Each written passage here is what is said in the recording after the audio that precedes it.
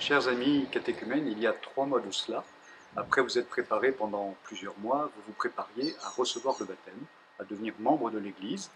Vous aviez vécu souvent l'appel décisif, il y avait encore les scrutins que vous aviez à vivre avec la communauté chrétienne, et puis bien évidemment vous attendiez la joie de la veillée pascale pour recevoir le baptême, la confirmation et recevoir pour la première fois le Christ dans l'Eucharistie.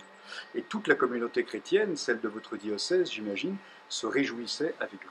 Et puis, tout a changé, parce qu'il y a eu cette pandémie, vous le savez bien, cette pandémie universelle, une expérience de toute l'humanité ensemble, qui nous a fait découvrir tout d'un coup cette nécessité de nous confiner, alors que nous étions en relation, alors que vous vous prépariez en relation les uns avec les autres, avec la communauté ecclésiale, votre paroisse, tout d'un coup, nos relations se sont vues comme coupées.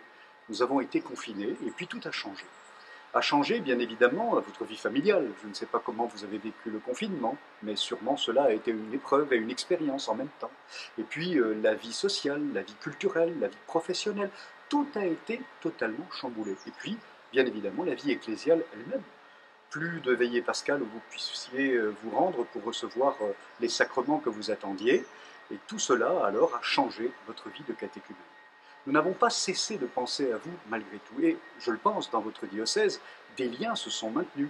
Peut-être avez-vous été en lien par le biais d'Internet, de la radio, de YouTube. Peut-être le service aussi du catéchuménat de votre diocèse, votre évêque, vous ont-ils adressé des messages pour vous dire que vous comptiez pour eux, pour permettre que vous puissiez continuer à vivre ce temps de confinement comme une expérience chrétienne, comme une expérience spirituelle. Et puis, ça a peut-être été l'occasion pour vous d'approfondir mystérieusement ce lien à Jésus qui deviendra plénier dans les sacrements, mais qui est déjà là dans votre vie de prière, dans la parole de Dieu, mais aussi dans le fait d'être en relation les uns avec les autres, d'exercer la vie évangélique dans votre famille et autour de vous pendant le confinement. Voilà qu'on nous annonce non seulement la fin du confinement, nous y sommes, mais que les célébrations vont pouvoir reprendre. Et donc la perspective de votre baptême eh bien, revient.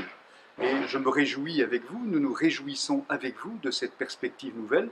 Les portes vont s'ouvrir à nouveau, les portes de l'Église, les portes des sacrements, et vous allez pouvoir recevoir ces sacrements, vous allez pouvoir enfin devenir pleinement membre de l'Église, pleinement uni au Christ, pleinement disciple de Jésus. Cette expérience du confinement, en même temps, va nous montrer quelque chose. Vous le savez bien, dans notre société, et parfois nous-mêmes, nous pensons être tout-puissants, nous pensions que tout allait pour le mieux, que nous contrôlions tout dans le monde. Nous avons parfois le sentiment de tout dominer, que notre technique, nos capacités rationnelles peuvent tout maîtriser.